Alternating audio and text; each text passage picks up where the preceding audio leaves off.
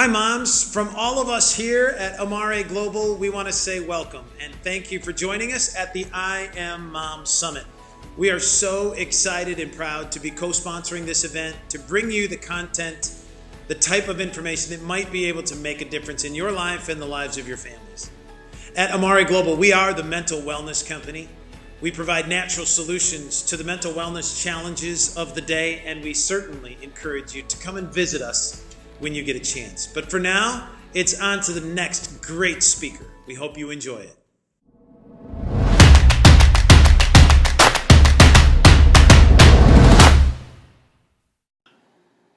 Welcome everyone to the IAmAMom Summit. My name is Kathryn Vignes and I am a speaker, author, and mindset coach. But even more than that, I am a mama of 3 boys under the age of 7. And so chaos and loudness and a full schedule and a full heart is exactly where I am at.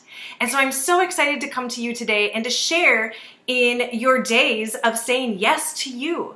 Personal development and growth are 2 of my favorite things to speak and teach on. And so I'm so excited that you are taking the time for yourself to dive in and get to know yourself a little bit further. So let's get started. So one of the things that I truly love and enjoy is helping women go within and find themselves again. And it's so easy to get lost in the chaos of life. It's so easy to get lost going after our dreams, going after those achievements, raising a family, getting lost within all of that, whether it be a spouse and a partner or being a mother. And so really and truly, one of my greatest aspects is helping women to find themselves again, because we all change, we all grow, and we all shift.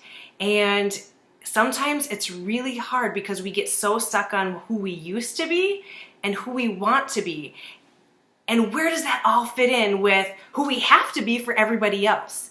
And so really what I love to do is to help women figure all that out, right? And so I've created a series called Messy Mindfulness because we all have messy lives.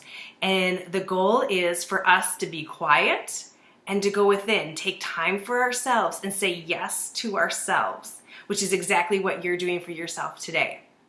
And so a part of the Messy Mindfulness series that I have created is really sharing my self-care practices. Another part is the meditation and going within. How do we do that? What does that even mean? Going into intention setting. How do I want to feel? Not what does everybody else expect of me, not what my goals are, but how do I want to feel when I set these goals, when I'm going after my dreams, when I'm busy running my household? I also teach on visualization and manifesting, how to get there once I realize where I want to go. And the last part, and what we're going to be talking about today, is journaling and how that can help you accomplish your dreams, how to get you to find yourself, how it has so many impactful moments, and that's what we're going to be talking about today. So, journaling, what is it? Why do I have to do it? What's it about, right? So many people tell me that I'm not a writer, I can't do that, I don't know the first thing about it, or I don't want anybody to read it. Journaling is a sacred practice for you. Nobody ever has to read it. Nobody ever has to see it. This is for your own growth and development. And journaling is so, and can be so, therapeutic and cathartic. Primarily because it's a way to get your thoughts out on paper. For me, my journaling journey started when I was 15 years old. I was in a very severe car accident where I was the one driving and my best friend died. In the midst of that, I had 13 broken bones and I was in the hospital for 2.5 weeks.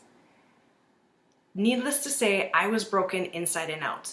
Not only having to deal with recovery physically, but the long haul of recovering emotionally. And so it was one of the most impactful and traumatic and learning and growing experiences that I've ever been through. And while I was in the hospital, English was my favorite subject, and my English teacher actually came up to visit me, and she handed me something, and it was my very first gratitude journal. And the concept of it is that you can write down 5 things that you're thankful for every single day.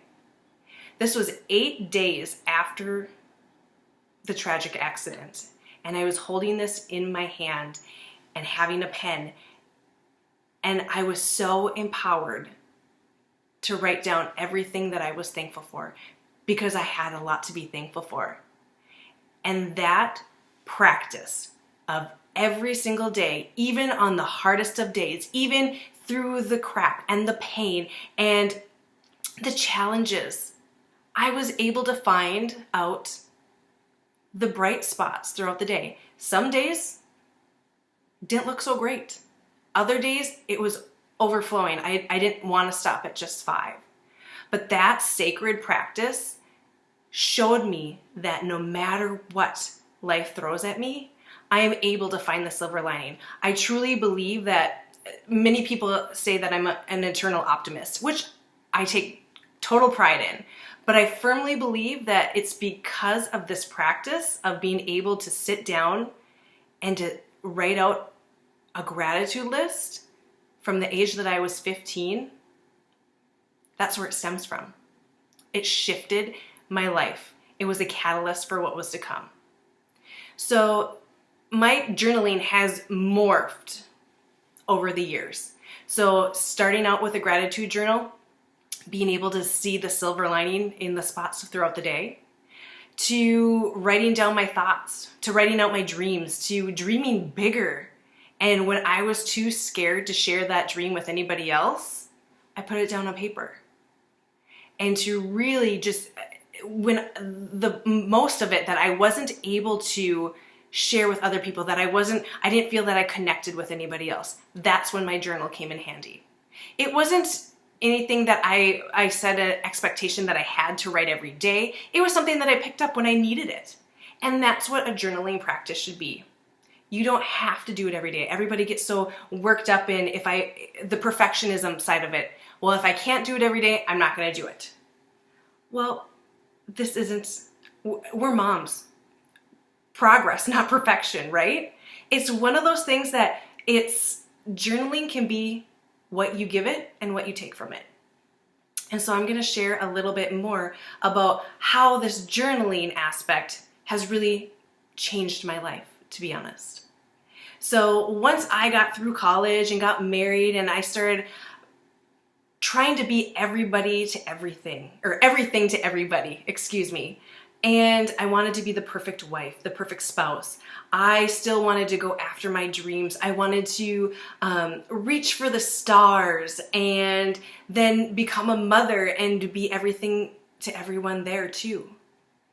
And I got so busy putting on so many masks, playing so many roles, wearing so many hats, I didn't know who I was anymore.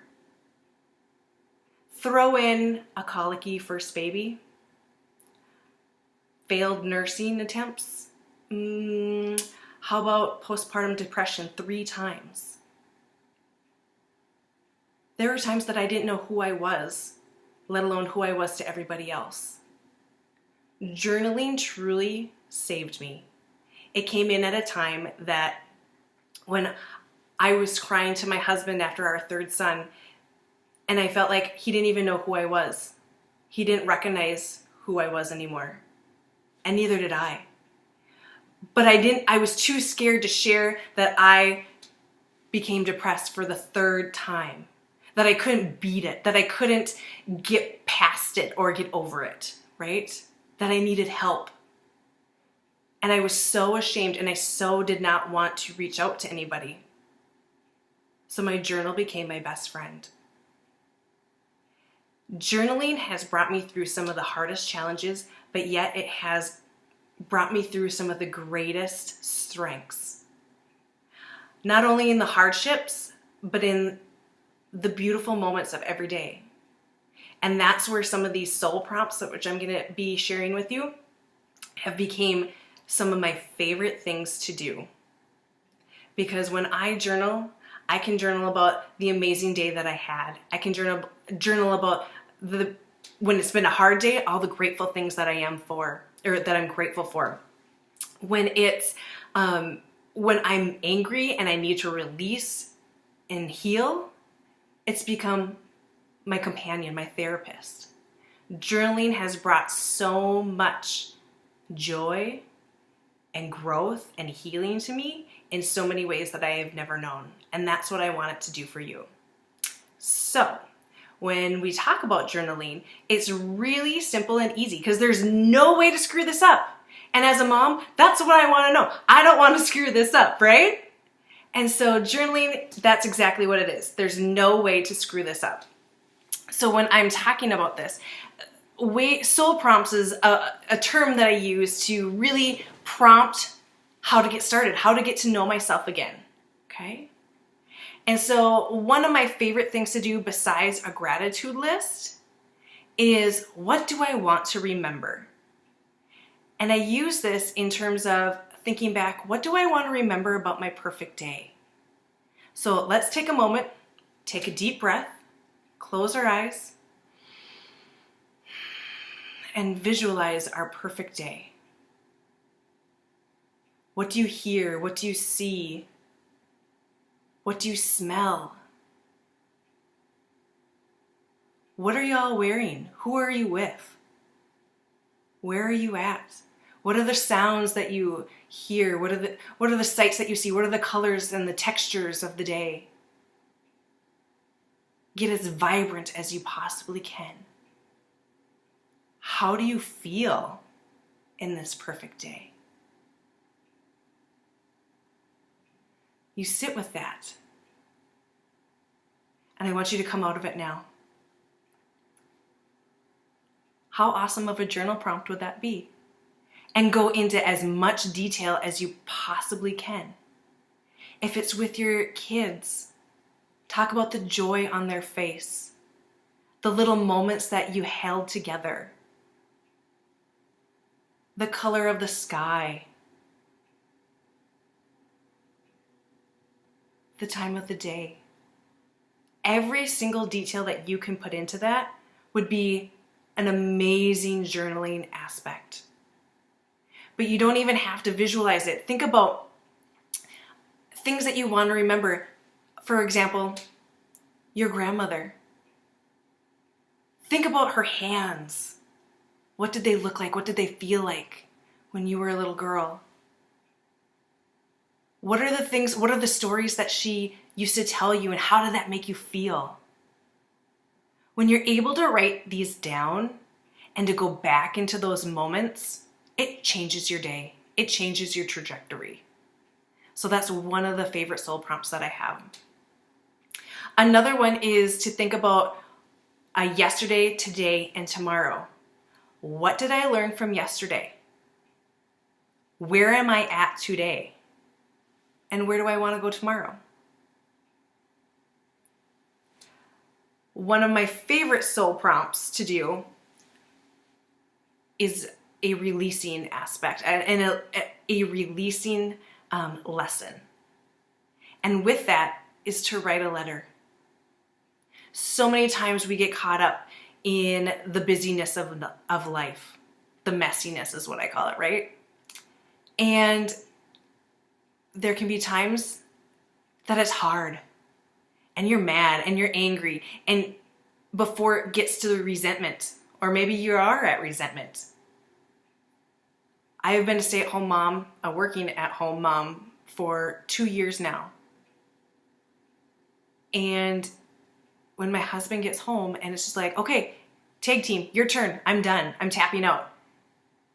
And I remember thinking, I worked out of the house for many years, and I always wanted to be home. But then once I got home, then you realize how hard that is too, right? And I got so resentful. You get to leave. I have to stay here with them. I love them, but I need some balance at this point, right? And we weren't communicating, and there was hard times. So I wrote a letter. All the things that I wanted to say, the mean, spiteful things that I wanted to say, the resentment that came up, everything that spewed out of my heart onto paper. Did I give that letter to my husband? No. No, I burned it. But it was so healing. It became a therapy for me. Those times that you need a timeout yourself, because sometimes timeouts are a lot more beneficial for us than it is for the kids at this point, right? Jotting down, taking those 2 minutes for yourself that you have to lock yourself in the bathroom, take a piece of paper, jot it down. Everything that you want to release. Get it out of your system. Get it out of your heart. Get it out of your soul. I promise you, it's a very powerful and impactful lesson to do. All right? We talked about gratitude lists. Also, write down, how do I want to feel? How am I feeling now, and how do I want to feel? It gets us into an action mode. It gets us into doing something. And that's hugely beneficial. Write down your brain dumps. At the end of the night, if you're somebody who struggles with turning off your mind at night and it's still racing, take a pen and a paper and write down everything. Journaling doesn't have to be something that you sit down and create a sacred space. It can be that, but it also can be just a brain dump. Get out everything that you need to do tomorrow, right now, so that you know that you will remember it. Know that you will get there. And so brain dumps are very beneficial. And I tend to do that in the morning as well. Okay, this is what I have to remember, and have a running list. It becomes a to-do list at this point, right? Lastly, what is your uniquely you? And this is something that I guide my clients on, is so often we don't find that there's anything, real special about us, that we're just a mom, or we're just this, or we're just that. And we're not. We are hugely impactful women. We are raising a family. We are doing the work that we were created to do. We take care of others. We help others. We shine a light for others to shine back with. Those are huge tasks that we can't take for granted.